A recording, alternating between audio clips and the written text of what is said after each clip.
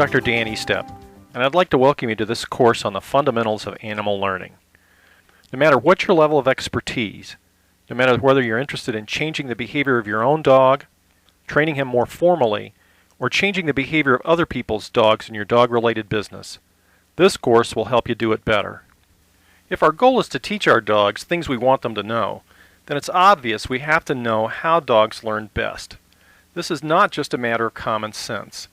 What we think of as common sense often is at odds with what we know scientifically about how animals learn. I bet you've heard the following statements hundreds of times over the years. He knows he shouldn't do it, but he does it anyway. He knows how to sit, but he's just stubborn and only does it when he wants to. He knows he's been bad because he looks guilty when I get home. I don't want to use food when training my dog because I want him to work for me, not for the food. I don't ever punish my dog. I just tell him no when he misbehaves. Timeouts don't work. I've been trying to give my dog a timeout by putting him outside when he misbehaves, and it hasn't stopped him at all. How can I get my dog to stop? I've disciplined him over and over, and he just doesn't seem to get it. You'll learn what's wrong with each of these notions and how to broaden your understanding of learning so you can be more effective at teaching dogs what you want them to know. Let's begin by defining what learning is and what it isn't.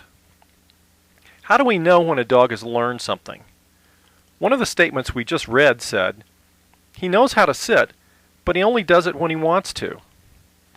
Now obviously any dog knows how to sit without ever being taught the actual physical mechanics of sitting. What we're really talking about is getting him to sit on cue, that is, when you tell him to. How do we ever know that any dog has actually learned how to sit on cue? This goes to the heart of defining what learning is. We've defined it as learning is a process by which a relatively permanent change in behavior is produced as a result of specific experiences. Learning takes place somewhere in the body. We assume that that's mainly in the brain. When an animal learns something, including us humans, both physiological and anatomical changes take place in the brain. We can't observe those changes directly, so the only way we can know whether learning has occurred is to infer it by seeing a change in behavior. But learning isn't the only thing that can cause a change in behavior. Let's look at some of the other factors that can cause changes in behavior. There's maturation, which is behavioral changes that occur with age from puppyhood to adulthood to old age. These don't require specific experiences to occur. So we see that certain reflexes, like the suckling reflex in young dogs, disappear with age, while other behaviors, like play, emerge and change over the life of the dog. We don't consider these changes as learning. Physical illness or injury are another set of factors. The animal may not be able to do the behavior that you're interested in or not do it as well or reliably if he's sick. This may seem silly to you, but animals are often good at hiding physical injuries and illnesses. Sudden behavioral changes are often a sign of medical problems.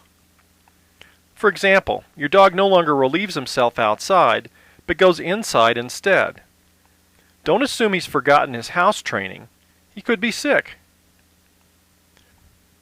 The take-home message here is don't assume a dog has or hasn't learned a behavior without considering what other sorts of things might be influencing the behavioral changes that you see. This brings us to a very important point. Even though the only way we can know about learning is to look for changes in behavior, not all changes in behavior are due to learning. There's a difference between learning and performance. Let's go back to one of the statements we gave you earlier. He knows how to sit, but he only does it when he wants to.